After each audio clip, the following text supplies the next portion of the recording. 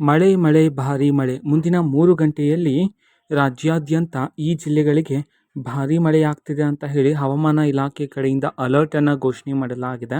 ಹಾಗಿದ್ರೆ ಯಾವ ಯಾವ ಜಿಲ್ಲೆಗಳಿಗೆ ಇವತ್ತು ಸಂಜೆ ರೆಡ್ ಅಲರ್ಟ್ ಮತ್ತು ಆರೆಂಜ್ ಅಲರ್ಟನ್ನು ಘೋಷಣೆ ಮಾಡಲಾಗಿದೆ ಅನ್ನೋದನ್ನು ಈಗ ತಿಳ್ಕೊತಾ ಹೋಗೋಣ.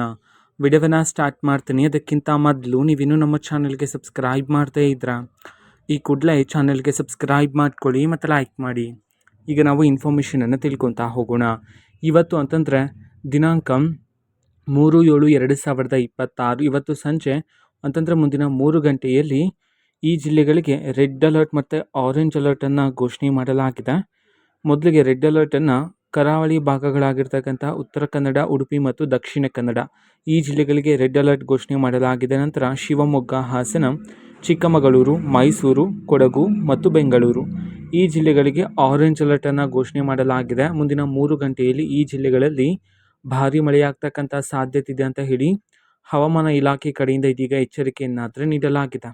ಓಕೆನಾ. ಸೊ ಇದು ಇವತ್ತಿನ ಒಂದು ವಿಡಿಯೋ. ಇದೇ ರೀತಿ ಇನ್ನು ಹಲವಾರು ಯೋಜನೆಗಳಿಗೆ ಸಂಬಂಧಪಟ್ಟಂತೆ ಮಾಹಿತಿ ಬಂದ ನಂತರ ಆದಷ್ಟು ಬೇಗ ನಾನು ನಿಮಗೆ ಇನ್ಫಾರ್ಮೇಷನನ್ನು ತಿಳಿಸ್ತೇನೆ. ಅದಕ್ಕೋಸ್ಕರ ಚಾನಲ್ಗೆ ಸಬ್ಸ್ಕ್ರೈಬ್ ಮಾಡ್ಕೊಳ್ಳಿ ಮತ್ತು ಮಾಹಿತಿ ಇಷ್ಟ ಆಗಿದ್ರೆ ನಿಮ್ಮ ಫ್ರೆಂಡ್ಸ್ ಆ್ಯಂಡ್ ಫ್ಯಾಮಿಲಿ ಮೆಂಬರ್ಸ್ಗೂ ಸಹ ವಿಡಿಯೋವನ್ನು ಶೇರ್ ಮಾಡಿ. ಜೊತೆಗೆ ಚಾನಲ್ಗೆ ಸಬ್ಸ್ಕ್ರೈಬ್ ಮಾಡಿಕೊಂಡು ಸಪೋರ್ಟ್ ಮಾಡಿ. So thank you. ಬಾಯ್.